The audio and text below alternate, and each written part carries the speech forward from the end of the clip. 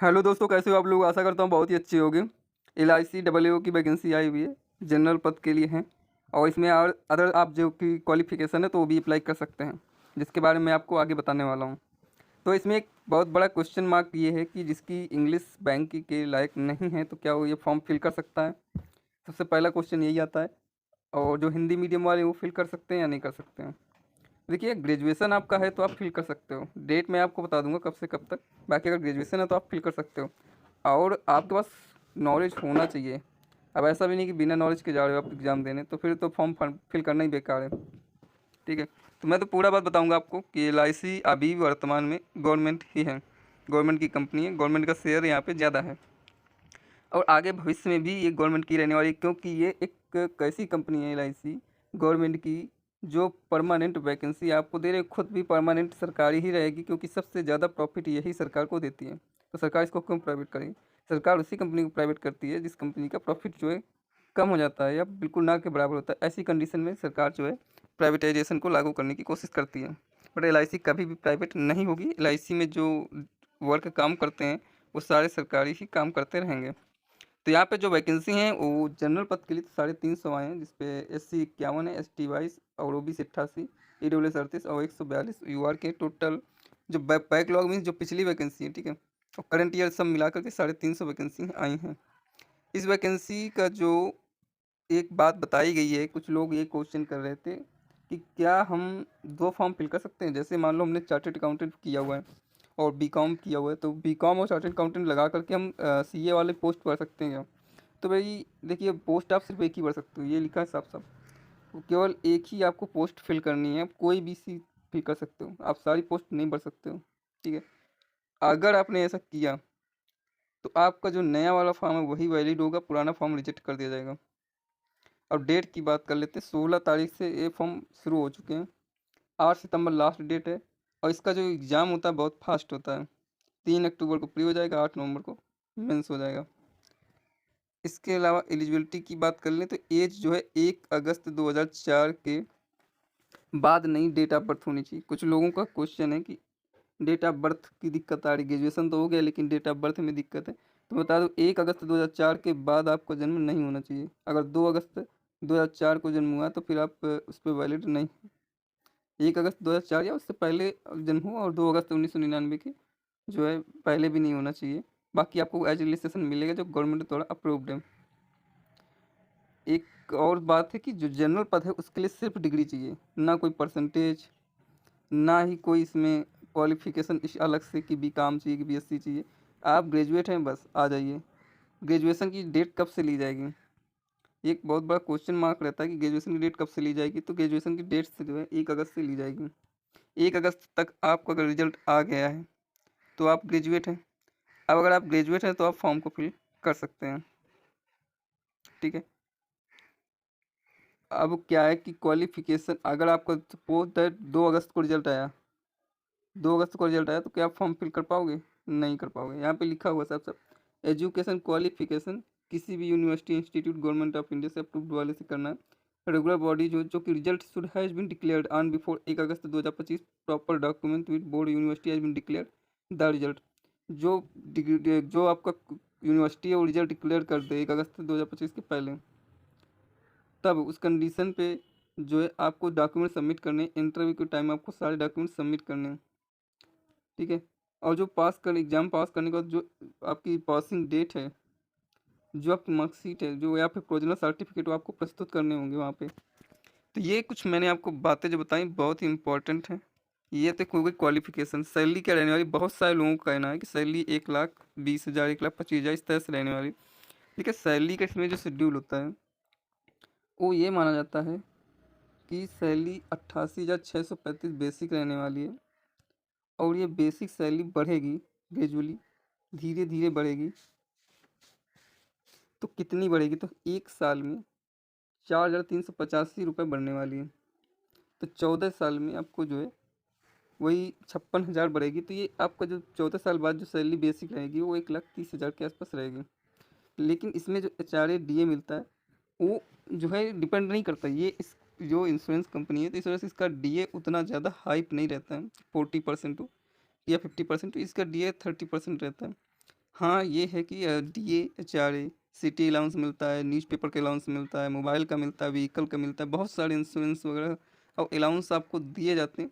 तो जो group S T की कैटेगरी में जो लोग आते हैं उनको अप्रॉक्स 1,26,000 सैलरी रहने वाली है। देखिए, दिक्कत पता है यहाँ पे क्या आती है लोगों को, सैलरी भी ठीक है, ग्रेजुएशन भी है, एज भी है, सब कुछ है, बट यहाँ पे जो प्रोबेशन सर्विस बॉन्ड जो भरवाया जाता है वो 4 साल का रहता है।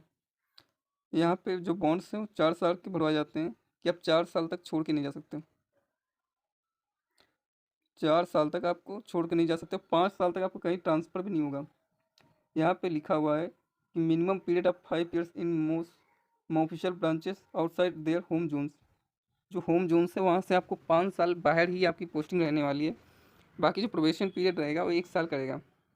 1 साल बाद आपको परमानेंट होंगे, बहुत खींच के 2 साल तक आपका बढ़ सकता है।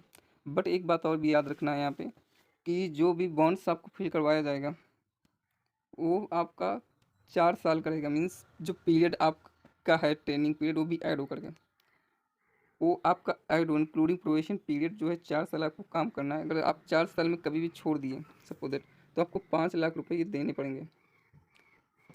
अब डिपेंड करता है कि आप जैसे मान लो सपोज दैट आपने 3 महीने काम किया और छोड़ दिया तो आपको 5 लाख देने हैं।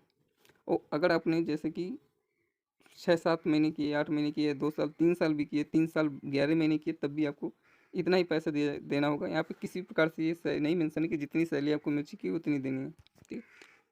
SC ST PWD के लिए तो 85 रुपये plus GST, but other candidate जितने भी हैं ना उसके लिए जनरल OBC CW अदर जितने भी कैंडिडेट हैं सबके लिए 700 प्लस GST है और प्लस ट्रांजेक्शन चार्ज लगेगा। तो ये अप्रॉक्स ये 800 के आसपास या 850 के आसपास हो जाएगा।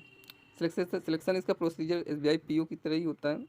अगर मैं ये कहूँ कि टफेस्ट की बात करूँ तो SBI PO अगर ये है, मान लो SBI PO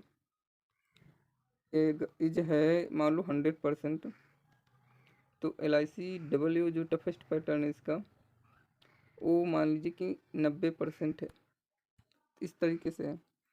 देखो 3 स्टेज होंगे, प्री होगा, मेंस होगा, इंटरव्यू होगा। तो यहाँ पे क्वेश्चन ये आ रहा था कि उन कैंडिडेट का क्वेश्चन आ रहा था जो हिंदी मीडियम से हैं और उनकी इंग्लिश कमज़ोर है।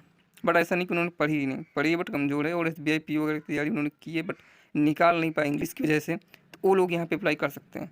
उनको बेनिफिट ये रहेगा कि देखिए मैथ आपकी रहेगी, रीजनिंग रहेगी, रीजनिंग मैथ दोनों रहेंगी और आप किसी भी लैंग्वेज में दे सकते हो।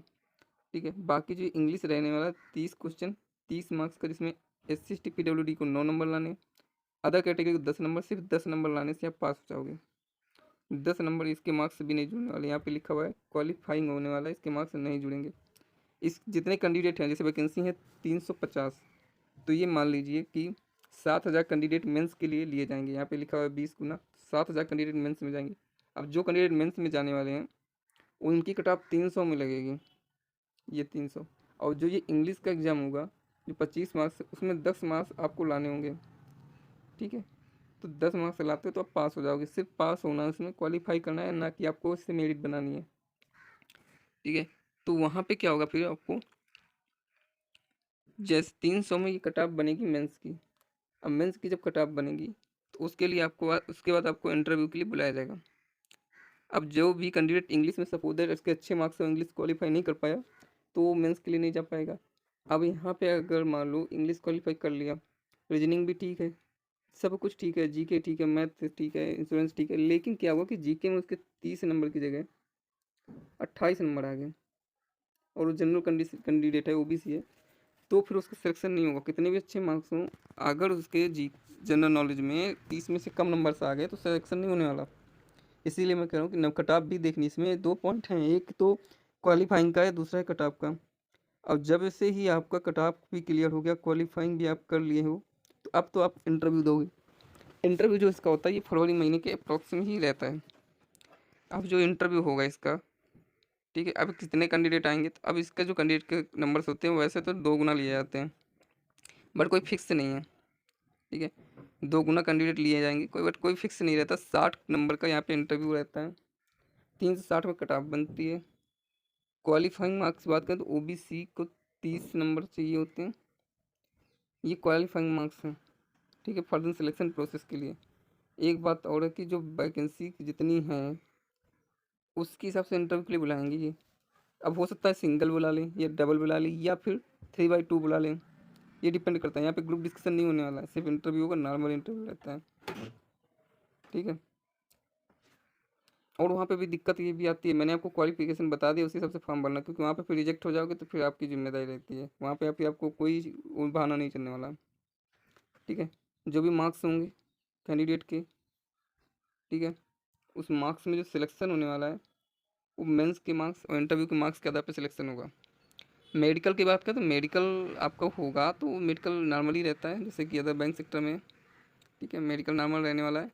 अप्लाई करने के मैंने बताई दिया, ऑनलाइन अप्लाई होगा बाकी, ठीक है। ऑनलाइन मोड में ही पेमेंट भी करना है। सारे डॉक्यूमेंट्स आपके लगेंगे, ऐसा भी नहीं कि डॉक्यूमेंट्स नहीं लगने वाले हैं, ठीक है। Call letter for online application examination, देखिए अगर कोई कैंडिडेट है जैसे रिजल्ट उसका आ गया है, ठीक है, तो भी वो अपेयरिंग कर सकता है, सिर्फ उस समय उसको कागज़ प्रस्तुत करने होंगे, समझ रहे हो आप। कास्ट सर्टिफिकेट ओबीसी का एनसीआर सर्टिफिकेट लगेगा, जितना भी कास्ट सर्टिफिकेट लगने वाला है सेंट्रल का, ठीक है, सेंट्रल का कास्ट सर्टिफिकेट रहेगा। और एक बात मैं बता दूं आपको, इस फॉर्म को फिल करने से पहले आप अपनी क्वालिफिकेशन और एज जरूर चेक कर लीजिएगा, ठीक है। एज एंड क्वालिफिकेशन जरूर चेक कर लिए फिर फॉर्म फिल करिएगा। आशा करता हूँ वीडियो आपको अच्छा लगा होगा, अच्छा लगा चैनल को लाइक से सब्सक्राइब जरूर कीजिए। मिलते हैं नेक्स्ट वीडियो में, तब तक के लिए जय हिंद।